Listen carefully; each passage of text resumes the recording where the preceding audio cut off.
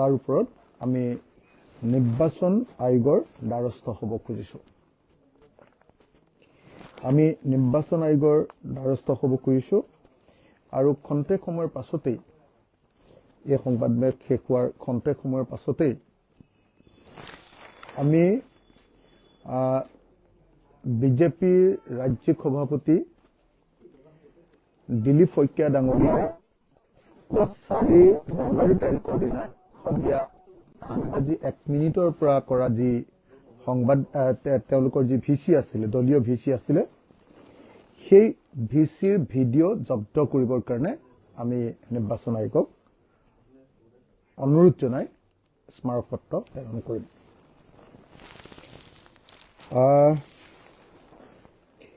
মই আকৌ এবাৰ ৰিপিট কৰি লৈছোঁ যে যোৱা 4 তাৰিখৰ দিনা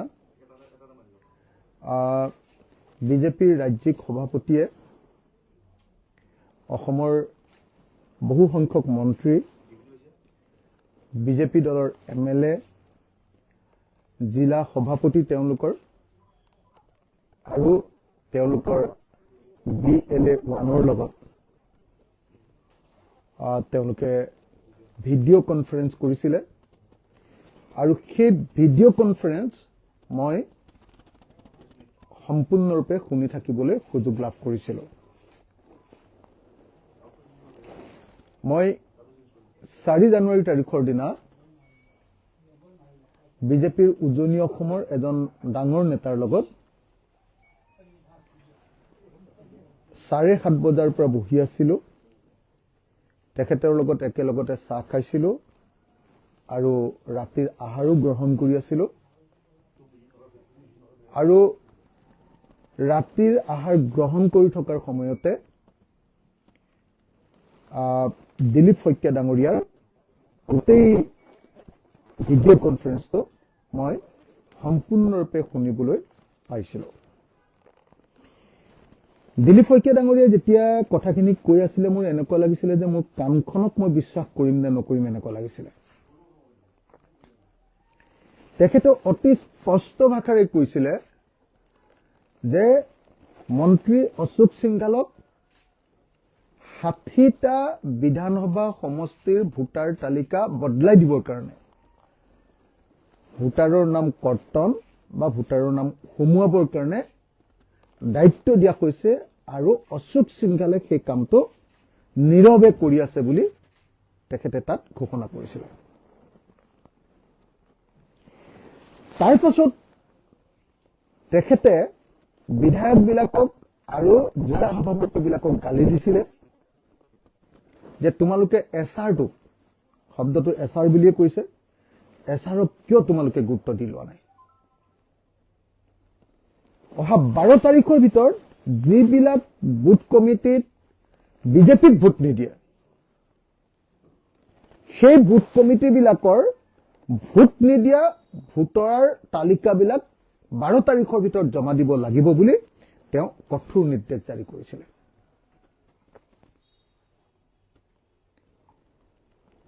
সেই বক্তব্য মই শুনিছিলোঁ আৰু আমাৰ দলৰ এজন গুৰুত্বপূৰ্ণ নেতাই শুনিছিলে আৰু আমাৰ সৈতে এখন ধাবাত বিজেপি দলৰ এজন নেতা, মই তেওঁলোকৰ পদবীবিলাক ক'ব খোজা নাই কাৰণ তেতিয়া তেওঁ আক্ৰোশৰ বলি হ'ব, বিজেপি দলৰ এজন নেতা আমাক সেই ভিডিঅ' কনফাৰেন্সটো শুনাই আছিল। এতিয়া মই যেতিয়া এই অভিযোগটো উত্থাপন কৰিলো তেতিয়া তেওঁলোকে নহয় বুলি অখিল গগৈ কথাৰ কোনো গুৰুত্ব নাই বুলি ক'ব খুজিছিলে। তেওঁলোকে ভিডিঅ' কনফাৰেন্সখনৰ কথাও চাগে অস্বীকাৰ কৰিলেহেঁতেন, কিন্তু মই ইতিমধ্যে ভিডিঅ' কনফাৰেন্সখনৰ কিছু ফটো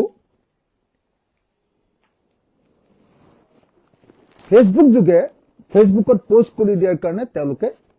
সেই সময়ত যে ভিডিঅ' কনফাৰেন্স হৈছিলে সেইটো অস্বীকাৰ কৰিব নোৱাৰিলে। কিন্তু তেওঁলোকে এতিয়া অস্বীকাৰ কৰি আছে যে অখিল গগৈ যি অভিযোগ আনিছে সেই অভিযোগ সত্য নহয় তেখেতসকলে এতিয়া কৈ আছে যে অখিল গগৈয়ে পাতল কথা কয় মুখ্যমন্ত্ৰীয়ে কৈছে যে অখিল গগৈয়ে এন্টাৰটেইনমেন্টহে দিয়ে তেওঁ সিৰিয়াস কথা নকয় বিজু হাজৰিকাই কৈছে যে অখিল গগৈ কথা বদলি থাকে আৰু দিলীপ শইকীয়া ডাঙৰীয়ায়ো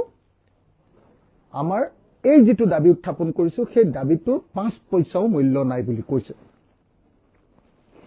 সেইকাৰণে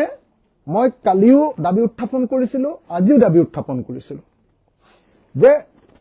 দিলীপ শইকীয়া ডাঙৰীয়াৰ সেই ভিডিও কনফাৰেন্সখনৰ যেটো ভিডিও সেই ভিডিওটো তেওঁলোকে ৰাজহুৱা কৰক কিন্তু সেই বিষয়টো তেওঁলোকে সোমাব খোজা নাই আপোনালোকে নিশ্চয় লক্ষ্য কৰিছিলে যে আজি দিলীপ শইকীয়া ডাঙৰীয়াই সংবাদমেলত যেতিয়া সেই প্ৰশ্নবিলাকৰ উত্তৰ দি আছিল তেওঁ সাংঘাতিক ধৰণে থটমট খাইছে তেওঁ মাজে মাজে ৰৈ গৈছে মই নিজে ভিডিওটো ক্লোজলি চাইছো তেওঁৰ বডি ল্যাঙ্গুৱেজত তেওঁ যে ধৰা পৰি গলো এই কথাটো উপলব্ধি কৰিছে আৰু অসমৰ মুখ্যমন্ত্ৰীয়ে তেওঁক ধমকি লগাইছে যে ইমান বেছি মানুহৰ সন্মুখত কৰা এটা ভিডিও কনফাৰেন্সত কিয় এইবিলাক কথা ক'ব লাগে বুলি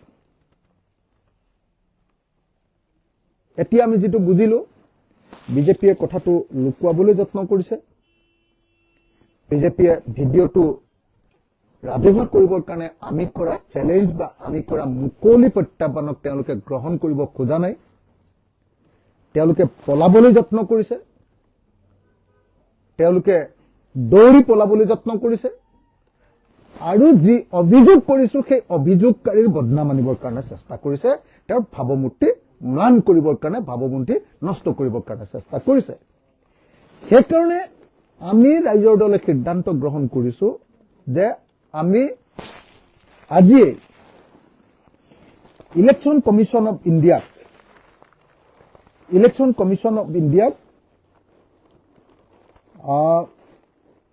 chief election commission of India তেখেতক আমি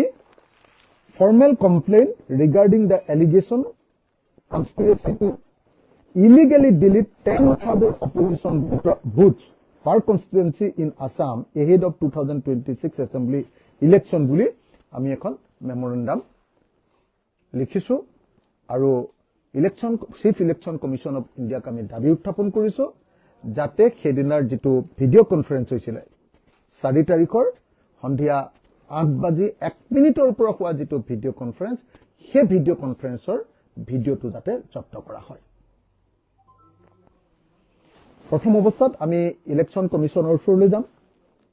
আমি জানো যে ইলেকশন কমিশনৰ সহযোগত গোটেই ভাৰতবৰ্ষত বিজেপিয়ে এই কামটো কৰি আছে আমি সকলোৱে জানো যে ইলেকশন কমিশনৰ সহযোগত বিজেপিয়ে এই কাম কৰি আছে গতিকে ইলেকশন কমিশন অফ ইণ্ডিয়া বা chief election commission of India যে কমিশনাৰে যে এটা নকৰিব তেওঁলোকৰ ওপৰত যে একচন নলব সেইটো আমি জানো আৰু যদি একচন নলয় তেতিয়া হলে আমি ন্যায়ালয়লৈ যাবৰ কাৰণে সাজু হৈছো আমি অচিৰে আদালতলৈ যাম আৰু এই বিষয়টোক লৈ তেওঁলোকক আমি প্ৰত্যাহ্বান জনাম আদালতত আৰু মই দিলীপ শইকীয়া আৰু হিমন্ত বিশ্ব শৰ্মাক কেৱল প্ৰত্যাহ্বান জনাইছো যাতে এই যেটো ভিডিও কনফাৰেন্স হৈছিল সেই ভিডিও কনফাৰেন্সৰ ভিডিওটো যাতে নাইকিয়া কৰি নিদিয়ে মই তেওঁলোকক আহ্বান জনাইছো আৰু যদি নাইকিয়া কৰি দিয়েতো তেতিয়াহলে দেখে প্ৰমাণ হৈ যাব ইমান ডাঙৰ এলিগেশন অনাৰ পাছত তেওঁলোকক মই ৰাজহুৱা কৰিবলৈ ক'লো তেওঁলোকে ৰাজহুৱা নকৰে মোৰ ওপৰত আলটু ফালটু কথা কৈ আছে এতিয়া ৰাজহুৱা নকৰাৰ পাছত এবাৰ মই আহ্বান জনাইছো যাতে সেই ভিডিওটো তেওঁলোকে নষ্ট কৰি নাপেলায় ডেষ্ট্ৰয় কৰি নাপেলায় কাৰণ আমি ইলেকশন কমিশন অফ ইণ্ডিয়া সেই ভিডিওটো জব্দ কৰিবৰ কাৰণে ইমিডিয়েটলি আমি মেমোৰেন্ডাম দিম আজিয়ে আৰু যদি ইলেকশন কমিশন অফ ইণ্ডিয়া এটো ব্যৱস্থা গ্ৰহণ নকৰে তেতিয়া হলে অচিৰে আমি ন্যায়ালয়ৰ দ্বাৰস্থ হ'বৰ কাৰণে সিদ্ধান্ত গ্ৰহণ কৰিছো আৰু সেইকাৰণে মই অসমৰ মুখ্যমন্ত্ৰী আৰু বিজেপিৰ সভাপতি প্ৰত্যাহ্বান জনাই কৈছো যে আপোনালোকে এতিয়া যাতে হিমন্ত বিশ্ব শৰ্মাই যেনেকৈ আপোনাৰ থানাৰ পৰা তেওঁ কেছবিলাকৰ চাৰ্জশ্বিট নাইকিয়া কৰি দিলে, কোৰ্টৰ পৰা তেওঁ কেছবিলাকৰ চাৰ্জশ্বিট নাইকিয়া কৰি দিলে। এতিয়া যাতে এই গোটেই কাণ্ডটোৰ দিলীপ শইকীয়াই কৰা যিটো ভিডিঅ' কনফাৰেন্স, সেই ভিডিঅ' কনফাৰেন্সটোৰ ভিডিঅ'টো যাতে নাইকিয়া কৰি নিদিয়ে তাৰ কাৰণে মই আহ্বান জনাইছো। আৰু যদি ভিডিঅ'টো নাইকিয়া কৰি দিয়ে, এই বিতৰ্ক হোৱাৰ পাছত যদি ভিডিঅ'টো তেওঁলোকে ডিলিট কৰি দিয়ে, উদ্ধাৰ কৰাৰো ব্যৱস্থা আছে, কিন্তু আমি চৰকাৰে নকৰিলেতো সেইটো আমি কৰিব নোৱাৰিম। তো গতিকে যাতে ডিলিট কৰি নিদিয়ে তাৰ কাৰণে মই আহ্বান জনাইছো। আৰু ডিলিট কৰি দিলে আমি বুজি পাম যে আচলতে তেওঁলোকে ভয় খাই এইটো নাইকিয়া কৰি দি বাচিবৰ কাৰণে চেষ্টা কৰিছে। এতিয়া আমাক কৈ আছে, দিলীপ শইকীয়াৰ কথাবিলাক শুনিলে আপোনালোকে বুজি পাব যে তেখেতসকলে মই যে কথাখিনি শুনি আছো তেখেতসকলে খুব ভালকে বুজি পাইছে। সেইকাৰণে কৈছে যে আমুকৰ হেৰিয়াৰ পৰা, আমুকৰ মোবাইলৰ পৰা শুনিছে, তামুকৰ মোবাইলৰ পৰা শুনিছে,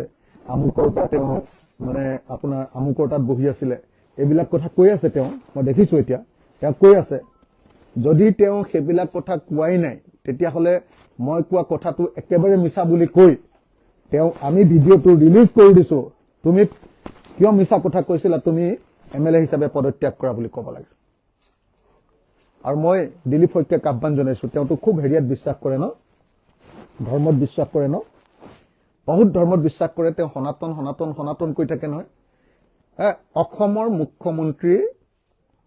আৰু দিলীপ শইকীয়া এওঁলোক দুজনে বহুত ধৰ্মৰ বিশ্বাস কৰে নহয়। এই সনাতন ধৰ্মৰ এই দুজন, হিন্দু ধৰ্মৰ এই দুজন ৰাজনীতিকক মই প্ৰত্যাহ্বান জনাইছো যে এইটো কথা মিছা বুলি, মই কোৱা কথাটো মিছা, আচলতে দিলীপ শইকীয়াই এইকেইটা কথা পতা নাই বুলি। মোৰ লগত দিলীপ শইকীয়া আৰু হিমন্ত বিশ্ব শৰ্মাই মা কামাখ্যাৰ মন্দিৰলৈ আহক। তেওঁলোকে মা কামাখ্যা মন্দিৰৰ সন্মুখত তেওঁলোকে খুব বিশ্বাস কৰে নহয়। মইতো ক'লোৱে যে আদালতলৈ যাম, মইতো ক'লো যে ইলেকশ্যন কমিশ্যন অফ ইণ্ডিয়াৰ ওচৰলৈ আজি আমি যাম, কিন্তু একেটা সময়তে মই তেওঁলোকক সনাতন ধৰ্ম আৰু হিন্দু ধৰ্মত বিশ্বাস কৰা একদম ধৰ্মীয় গুৰুকেইজনৰ নিচিনা নহয় জানো তেওঁলোক। গতিকে তেওঁলোকে নিশ্চয় মা কামাখ্যাক মিছা কথা নকব। গতিকে মই প্ৰত্যাহ্বান জনাইছো যে কালিলৈ বা পৰহিলে, মই কাইলৈ অন্ততঃ গুৱাহাটীত আছো, গতিকে দিলীপ শইকীয়াই হওক বা অসমৰ মুখ্যমন্ত্ৰীয়ে হওক মোৰ লগত মা কামাখ্যাৰ মন্দিৰলৈ আহক। আমি শপত খাম আৰু তেওঁলোকেও শপত খাব। মই কথাটো শুনাটো হয় আৰু সঁচা কথা বুলি শপত খাম, আৰু তেওঁলোকে অখিল গগৈৰ কথাটো মিছা, এইটো কথা পতা নাই বুলি তেওঁলোকে শপত খাই অসমৰ ৰাইজৰ সন্মুখত দুধ কা দুধ পানী কা পানী কৰি দিলে। আচলতে মই ইমান ডাঙৰ অভিযোগটো অনাৰ পাছত যদি মিছা কথা ক'লেহেঁতেন তেতিয়াহ'লে তেওঁলোকে ক'লেহেঁতেন যে ভিডিঅ' ৰিলিজ কৰি দিছো, চাই লোৱা, এইটো মিছা কথা কৈছে। আৰু মই যদি মিছা কথা কৈছো বুলি প্ৰমাণিত কৰিব পাৰে সেই ভিডিঅ'টো ৰিলিজ কৰি মই আজিয়ে বিধানসভাৰ সদস্য পদ ত্যাগ কৰিম। যি সময়ত তেওঁলোকে এই ভিডিঅ'টো ৰিলিজ কৰি এইটো মিছা বুলি প্ৰমাণিত কৰিব, মই সেইদিনাই বিধানসভাৰ সদস্য পদ ত্যাগ কৰিম। আৰু সদস্য পদ ত্যাগ কৰাই নহয়, ভাবিব পাৰে যে এমাহ আছে, দুমাহ আছে, সদস্য পদ ত্যাগ কৰিলে কি হ'ব। মই জীৱনত কেতিয়াও ৰাজনীতিত নিৰ্বাচন দেখিম,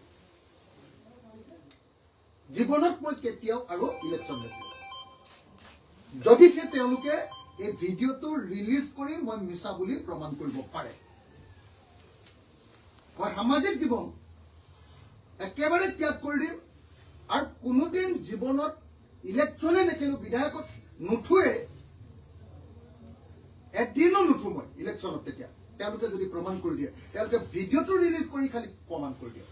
মই তিনিটা কথা ক'লো আপোনালোকক। এক নম্বৰ,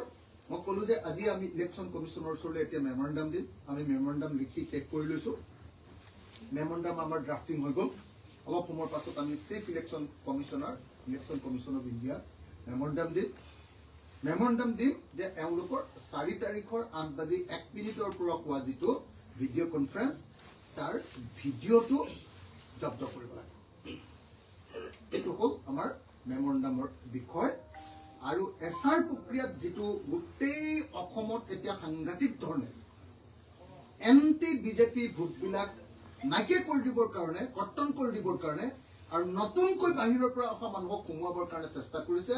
এই প্ৰক্ৰিয়া যাতে কোনোপধ্যে বিহাৰৰ নিচিনাকে নকৰে তাৰ কাৰণে আমি আজি মেমৰেণ্ডাম দিম chief election commission of India number 1 number 2 যদি চিফ ইলেকশ্যন কমিশ্যনাৰে একো নকৰে তেতিয়াহ'লে আমি কোৰ্টৰ দ্বাৰস্থ হ'ম আমি আদালতৰ দ্বাৰস্থ 3 নম্বৰ মই প্ৰত্যাহ্বান জনাইছো যে যদিহে অসমৰ মুখ্যমন্ত্ৰী আৰু বিজেপিৰ সভাপতি দিলীপ শইকীয়াই মই মিছা কথা কৈছো বুলি প্ৰমাণ কৰিব পাৰে তেওঁলোকৰ ভিডিঅ'টো ৰিলিজ কৰি তেতিয়াহ'লে মই লগে লগে আজি ৰিলিজ কৰি আজি প্ৰমাণ কৰি দিলেই গোটেই ভিডিঅ'টো সেই সময়খিনিৰ মই আজিয়ে এমএলএ হিচাপে পদত্যাগ কৰিম আৰু আজিৰ পৰা এফিডেভিট দি ৰাজহুৱা কৰি দিম যে মই জীৱনত আৰু কেতিয়াও ইলেকশ্যন দেখিম আৰু চতুৰ্থ কথাটো হ'ল যে ইমানখিনি কৰাৰ পাছতো তেওঁলোকেতো আৰু লাংফাং কথা কৈ থাকিব সেইকাৰণে তেওঁলোকে খুব ধৰ্মত বিশ্বাস কৰে নহয় হিমন্ত বিশ্ব শৰ্মাটো একেবাৰে পাণ্ডাজনৰ নিচিনাই হেৰি পিন্ধি থাকে ড্ৰেছ পিন্ধি থাকে খুব ধৰ্মত বিশ্বাস কৰে তেওঁলোক সনাতন ধৰ্মৰ হিন্দুত্ববাদী নহয় গতিকে মা কামাখ্যাৰ মন্দিৰলৈ যাওঁ কাইলৈ অসমৰ মুখ্যমন্ত্ৰী ওলাওক যিকোনো সময়ত মই ৰাজহুৱাকে প্ৰত্যাহ্বান জনাইছো আৰু দিলীপ শইকীয়া ওলাওক কাইলৈ মা কামাখ্যাৰ মন্দিৰত মোৰ কথাটো মিছা বুলি তেওঁলোকে ক'ব পাৰিলে হৈ গ'ল তেওঁলোকেও কওক আৰু মোৰ কথাটো সঁচা নে মিছা মই কওঁ মই হিন্দু ধৰ্মৰ মানুহ তেওঁলোকো হিন্দু ধৰ্মৰ মানুহ মই ইমান ধৰ্মত লাগি নাথাকো তেওঁলোক বেছিকে ধৰ্মত লাগি থাকে গতিকে চবেই শপত খাম আহক ইমান ধৰ্ম কৰি থাকে এইখিনিয়ে কথা ধন্যবাদ দিলীপ শইকীয়াই আৰু এটা কথা কৈছিলে আজি আপোনাক মিয়া ভোট বেংকৰ কাৰণেও মানে মোৰ শিৱসাগৰ সমষ্টিত এজনো এক পিছু মিয়া নাই এক পিছু মিয়া নাই মোৰ শিৱসাগৰ সমষ্টিত তেওঁলোকে আমাৰ শিৱসাগৰ সমষ্টিৰ পৰা বিজেপিক ভোট নিদিয়া ভোটাৰ কাটিবৰ কাৰণে অশোক সিংঘালক দায়িত্ব দি অশোক সিংঘালে মনে মনে শিৱসাগৰ ভ্ৰমণ কৰি গৈছে ভ্ৰমণ কৰি আছে গতিকে অপাৰেশ্যনটো ভ্ৰমণ কৰি আছে আমাৰ শিৱসাগৰেই নহয় মানে শিৱসাগৰ আজি সোণাৰী ভ্ৰমণ কৰি আছে আপোনালোকে দেখিছে চাগে তেওঁৰ কোনো চৰকাৰী ভ্ৰমণৰ কাৰ্যসূচী নাই চাওক যেতিয়া মই হুলস্থুল লগালো এনে এতিয়া এখন প্লাষ্টিকৰ এখন কি কয় এখন ফ্লেক্স এখন লগাই থৈছে আমুক মিটিং মনে মনে অকল সেই তালিকা আনিবলৈ গৈছে বেলেগ একো নাই এমএলএ বিলাকৰ লগত বহি আৰু ডিষ্ট্ৰিক্ট প্ৰেচিডেণ্টজনৰ লগত বহি আৰু মণ্ডল বিজেপিৰ লিডাৰসকলৰ সভাপতিসকলৰ লগত বহি প্ৰত্যেকটো সমষ্টিৰে যিবিলাকক বিজেপিয়ে ভোট নিদিয়ে সেই ভোটাৰবিলাকৰ তালিকা আনিবলৈ গৈছে মোৰ শিৱসাগৰতো একজনো মিয়া নাই অসমীয়া জাতীয়তাবাদৰ প্ৰেৰণকেন্দ্ৰ হয় মোৰ শিৱসাগৰত বা আপোনাৰ হেৰিয়াটোতো এজনো মিয়া নাই আপোনাৰ কি কয় আজি গৈছে যে এইটো সমষ্টি কি কয় আমাৰ হেৰি সোণাৰী সমষ্টিটোতো মিয়া নাই তাৰ আগত তেওঁ গৈছে হেৰি সমষ্টি কি কয় এইটো ডিগবৈ সমষ্টিটোতো মই ক'তো মিয়া দেখা নাই তাৰ পাছত তেওঁ গৈছে হেৰি এই গগৈৰ সমষ্টিটো যে মুখ্যমন্ত্ৰীৰ লগত থাকে কি গগৈ আমাৰ তৰংগ গগৈৰ সমষ্টিটোত কি নাম কয় এইটো সমষ্টি নাহৰকটীয়া সমষ্টিত গৈছে এইবিলাক সমষ্টিত ক'ৰবাত মিয়া আছে নেকি আমিতো জীৱনত মিয়া দেখিয়ে পোৱা নাই আমাৰ ফালেতো জীৱনত আমি কেতিয়াও মিয়া দেখি পোৱা নাই আমাৰ ফালে আপুনি চাওকগে আপুনি যোৰহাট শিৱসাগৰ ডিব্ৰুগড় তিনিচুকীয়া আমি ধেমাজি এই মানুহবিলাকে ক'ত আমি মিয়া দেখিছো আমাৰ তাততো মিয়া নাই তাত ক'ত মিয়াৰ ভোট কাটিবলৈ তোমালোক কৈছা অশোক সিংঘালে ক'ত মিয়াৰ ভোট কাটিবলৈ গৈছে যিজন অশোক সিংঘালে আজি চুতীয়া মানুহৰ সমষ্টিবিলাক নাইকিয়া কৰি দিলে আহোম মানুহৰ সমষ্টিবিলাক নাইকিয়া কৰি দিলে ডিলিমিটেশ্যনৰ সময়ত আমাৰ মৰাণৰ সমষ্টি নাইকিয়া কৰি দিলে মটকৰ সমষ্টি নাইকিয়া কৰি দিলে কোচ ৰাজবংশীবিলাকৰ সমষ্টি নাইকিয়া কৰি দিলে আৰু সমষ্টিবিলাক একদম বিজেপি কেন্দ্ৰিক কৰি দিলে সেই মানুহটো এটা অচিনাকি মানুহ হয়নে নহয় আপোনালোকে নিজে কওক হিমন্তই কৈ থকা হিমন্ত বিশ্ব শৰ্মাই কৈ থকা এজন বাহিৰৰ পৰা অহা অচিনাকি মানুহ হয়নে নহয় অশোক সিংঘাল ক'ত জন্ম হৈছিলে সেই কথাটোকে কওকচোন বাৰু বিজেপিয়ে আৰু কোনদিনা বিজেপি অশোক সিংঘাল অসমলৈ আহিছিলে সেই কথাটোকে কওকচোন বাৰু আজি বহিৰাগত বনিয়া এটাৰ হাতত আমাৰ অসমীয়া জাতিৰ ভৱিষ্যত সম্পূৰ্ণৰূপে বদলাই দিবলৈ তেওঁ ঠিকা দিছে। ডিলিমিটেশ্যনৰ ঠিকাটো দি শেষ কৰি দিলে। আপোনালোকৰ নিশ্চয় মনত আছে, তেওঁ লিখিছিলে কি কয়, মিছন একমপ্লিছড। এতিয়া আপোনালোকে দেখিব যে এই ভোটাৰ তালিকা সংশোধনী কৰাৰ পাছতো তেওঁ আকৌ লিখিব মিছন একমপ্লিছড। তেওঁ কেতিয়া 60টা সমষ্টি, মই নিজ কাণেৰে শুনিছো যে 60টা সমষ্টিৰ ভোটাৰ তালিকা বদলাবলৈ অচ্যুত সিংডালক দায়িত্ব দিয়া হৈছে আৰু তেওঁ খুব মনোযোগেৰে সৈতে চাইলেণ্টলি সেই কামটো কৰি আছে। আৰু বাকীবিলাকক কৈছে যে তোমালোকে খালি এতিয়া তালিকা দিয়া, 12 তাৰিখৰ ভিতৰত দিয়া, য'ত য'ত বিজেপিয়ে ভোট নোলোৱা বুথ আছে সেই তালিকাখিনি দিয়া, আমি কৰি ল'ম। এইটো হ'ল এটা গোটেই দেশখনৰ সাংবিধানিক ব্যৱস্থাটোক ধ্বংস কৰাৰ তৰিকা। এইটো হ'ল গণতান্ত্ৰিক ব্যৱস্থাটোক ধ্বংস কৰি দিবলৈ কৰা প্ৰচেষ্টা। সেইটোৰ বিৰুদ্ধে যদি মই মাত নামাতো, আৰু সেইটোৰ বিৰুদ্ধে যদি মাত মাতোতে মোক কোনোবাই মিছলীয়া এণ্টাৰটেইনাৰ, এওঁৰ কথা কি ভেলু আছে, 5 পইচাৰ মূল্য নাই, এনেকুৱা কথা যদি কয়, তেতিয়াহ'লেতো মই কি ক'ম, আপোনালোকে নিজে কওক। মই সেইকাৰণে 5 পইচা ভেলু থকা, 5 পইচা নহয় 5 লাখ টকাৰ ভেলু থকা, মই সেইকাৰণে কি কয় আপোনাৰ বিজেপিৰ সভাপতি দিলীপ শইকীয়াক মই আহ্বান জনাইছো, 5 লাখ টকাৰ ভেলু আছে আপোনাৰ কথাত, আহকচোন কাইলৈ কামাখ্যা মন্দিৰলৈ যাওঁ ৰাতিপুৱা। আপোনালোকে পুৰা বিশ্বাস কৰে, আপুনি নিশ্চয় মিছা কথা নক'ব, বলক। আৰু অসমৰ মুখ্যমন্ত্ৰীকো মই চেলেঞ্জ কৰিছো, আপুনি মোক এণ্টাৰটেইনাৰ বুলি কৈ আছেতো, গতিকে আহকচোন, বেলেগ কথাটো বাদেই দিয়ক, আপোনাক মই কামাখ্যা মন্দিৰত এবাৰ লগ পাওঁ, বলক। কামাখ্যা মাৰ সন্মুখত এবাৰ কথা পাতো, বলক। বহুত ধৰ্ম কৈ থাকে নহয়, আহকচোন। আপোনাৰ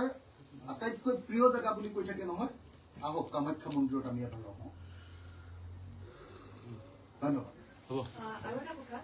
বহু সময় মুখ্যমন্ত্ৰীয়ে কৈ থাকে যে তেওঁৰ এজেণ্ট বিৰোধী দলসমূহত আছে, এতিয়া আপোনাৰো এজেণ্ট বিজেপিত আছে নেকি, যাৰ বাবে আপুনি এনেধৰণে ক'বলৈ? মানে সঁচা কথা ক'বলৈ গ'লে বিজেপিৰ এতিয়া কমেও 30 জন মান MLA এতিয়া অসন্তুষ্ট, মিছা কথা কৈ লাভ। আৰু ডেফিনেটলি সেই 30 জন MLAৰ ভিতৰত যথেষ্ট সংখ্যক কেইবাজনো MLA আমাৰ লগত যোগাযোগত আছে। এনেটো কৈ থাকি লাভ নাই, আৰু লোকদাক কৰি থাকি লাভ নাই। বোধহয় কেইজনমান MLA আমাৰ দলত যোগদান নকৰিব নিৰ্বাচনৰ আগে আগে। গতিকে মই আপোনালোকক কৈছো যে এতিয়া বিজেপিৰ ভিতৰৰ খবৰ আমি সেইকাৰণে ভালকে পাই থাকো, সেইটো লোকদাক কৰি লাভ নাই। মই এইবিলাকত সোমাব নোখোজো বেছিকে। ডাঙৰ পলিটিকেল মিটিং দিছে আপুনি, যদি বিজেপিৰ সিটিং MLA ৰাইজৰ দলত যোগদান কৰে, মানে ইচ্ছা কৰিলে মই এসপ্তাহৰ ভিতৰত জইন কৰাই দিব পাৰো, কিন্তু সেইটো হলেতো মানুহটোক বৰবাদ কৰি দিব, সেই মানুহজনকটো বৰবাদ কৰি দিব। আজিৰ দিনটোত আপোনালোকে খবৰ লওক, অতি কমেও হিমন্ত বিশ্ব শৰ্মা আৰু দিলীপ শইকীয়াৰ ওপৰত অতি কমেও 30 জন বিজেপিৰ MLA অসন্তুষ্ট, 30 জন বিজেপিৰ MLA অসন্তুষ্ট। আৰু তেনেকুৱা অসন্তুষ্ট MLA বিলাকৰ ভিতৰত কেইবাজনেও, মই আপোনালোকক সংখ্যাটো নকওঁ, কেইবাজনেও আমাৰ লগত যোগাযোগত আছে, আৰু বোধহয় আমি তেওঁলোকক চিটো দিম এজন দুজনক, সেইটো আপোনালোকক জনাই দিম। নিৰ্বাচনৰ আগে আগে অহা হ'ব? চিট ল'বলৈ হ'লেতো নিৰ্বাচনৰ আগত আহিব। এতিয়া বেছি সোনকালে কৰিলে সেই মানুহকেইটাক আকৌ কি কেছ লগাই ফচাই দিয়ে, কোনো গেৰাণ্টি নাই। তেওঁলোক বিজেপিক থাকি ভাল কাম কৰিছে, আপোনালোকে ৰাইজৰ দলে ল'ব যদি মানে আপোনালোকে মানে যেতিয়া মানুহকেইজন দেখিব তাৰ পাছত আমি কথা পাতিম। মানুহকেইজন আগতে চাই লওক কোনকেইজন, কেইদিনমানৰ পাছততো গমেই পাই যাওক, বেছি দিন নাই আৰু। আমাৰ যদি চিটটো এই মাহৰ ভিতৰত কমপ্লিট হৈ যায় তেতিয়াহ'লে আহিয়ে যাব। আমাৰ চিট ডিষ্ট্ৰিবিউশ্যন যদি কমপ্লিট হৈ যায়, এই মাহৰ ভিতৰত যদি হৈ যায়, তেতিয়াহ'লে আপুনি ধৰক এই মাহৰ শেষত বা ফেব্ৰুৱাৰী মাহৰ ফাৰ্ষ্ট উইক। বিজেপিয়ে ডিলিমিটেশ্যনৰ পিছত এইবাৰ যিটো নতুনকৈ পন্থা লৈছে, আপুনি কোৱাৰ দৰে